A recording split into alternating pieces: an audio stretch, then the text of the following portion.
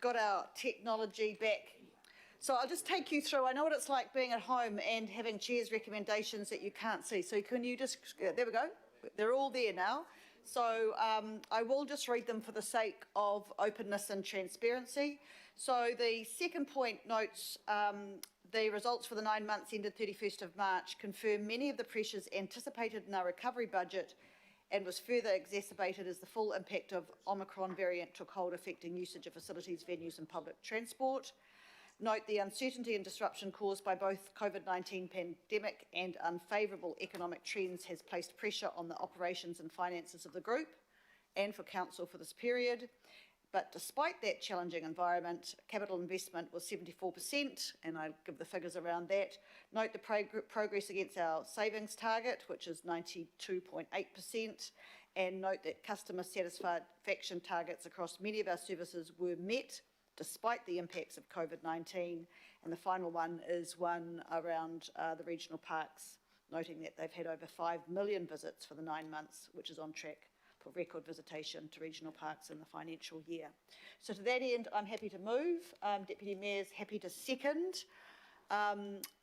Anyone want to make any comments around this before I put it to the vote? Councillor Cooper. Is it okay if I do? I think, you know, we get a lot of this stuff around, oh, you've increased your staff, but we must remember that we supported a 5% cut across the board of all our staff in the emergency budget. Mm-hmm. And for some of our departments, that's created a real problem. And we had to do it at the time, but in terms of the consenting area, that was really difficult. And now we're only trying to get back to where we were before, but we've had a massive increase in consent. So I'm not concerned about the increase. It's not a huge increase, but it's an increase where we absolutely need to do our core business.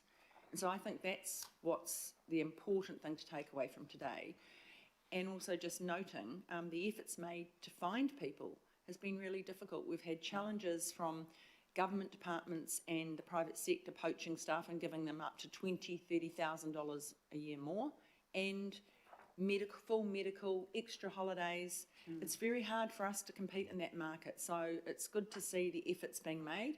At least 21 people interested from overseas, some university graduates. So I think that we're getting there, but I'm not concerned about that increase. I think we need it because it's what our public expect and require from us to do our core business.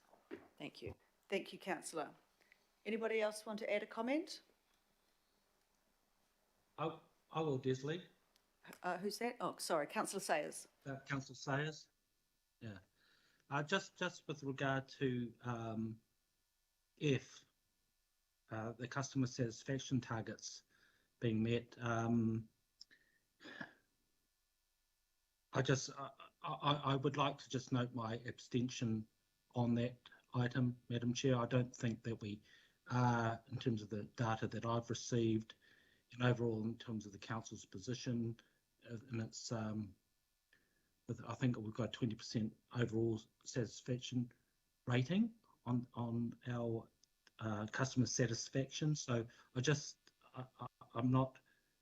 don't agree with that we have achieved those targets, and I just would, if I could note not my abstention, but my a note against that item. Happy to do that, Councillor. Thank you. Councillor Collins.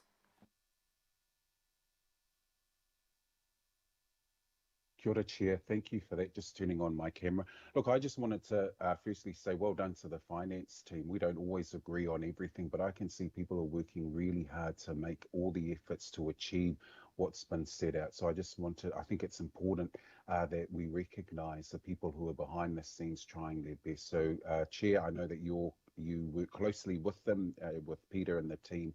I think it's important they are congratulated and encouraged to keep going. And I think our role is to push them hard so that we get the necessary results, but that we're also careful around ensuring that the projects that are going to serve Auckland well and the people who are working alongside us, who are the front-facing end of our organisation that make all the difference, get to remain in place too. I just wanted to make the comment on the increase in number of Fs. And I agree with Councillor Cooper, and I hope that people didn't misinterpret my comments or my question around contracting. I often get a sense that sometimes we turn to contractors because it's short, but it turns out to be more expensive, and that's my sense. And I know that sitting on the regulatory committee, I have seen just how challenging it is when many people are calling in wanting lots of different things to happen, and they feel like we're not doing our bit, and it's tough on that team, in particular around the people doing compliance and getting out to course. So I think it's important that we understand that if it's not increase in staff, but just because the government's asked for us to do all these extra things, but really core ideas that Aucklanders want us to face, then that's something I'm fine with.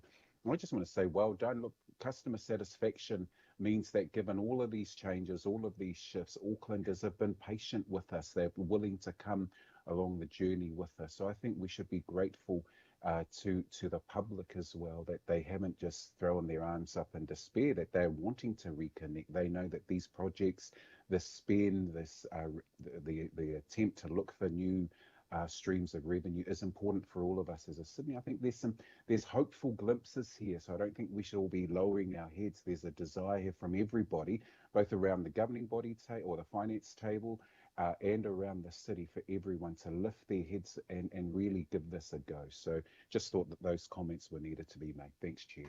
Thank you, Councillor. Councillor Stewart.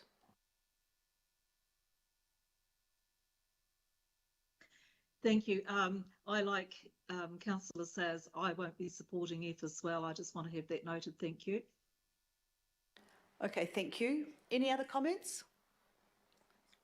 Councillor Watson. Yes, thank you, Madam Chair.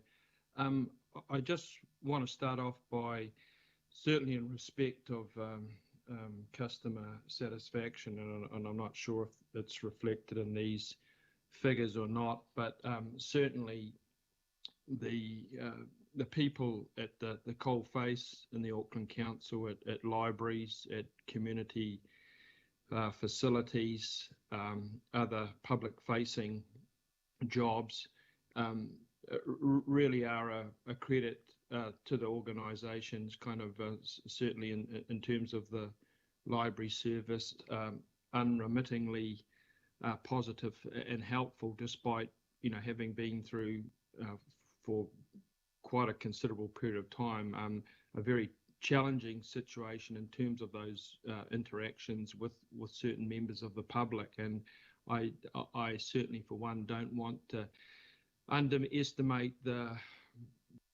kind of unpleasant nature of what people were sort of forced into as a consequence of bigger events. So I certainly give due kudos to all those people, workers who are there every day, going in, dealing with the job that they're doing in the first instance, but also their interactions with the public. And I think they're fine ambassadors for Auckland Council. As far as this resolution goes, however, and it's kind of a rhetorical question, Madam Chair, when I do look at the key performance indicators at the back, and I assume I'm looking at the right section, there are, in a number of areas, in red, quite a few not achieves in terms of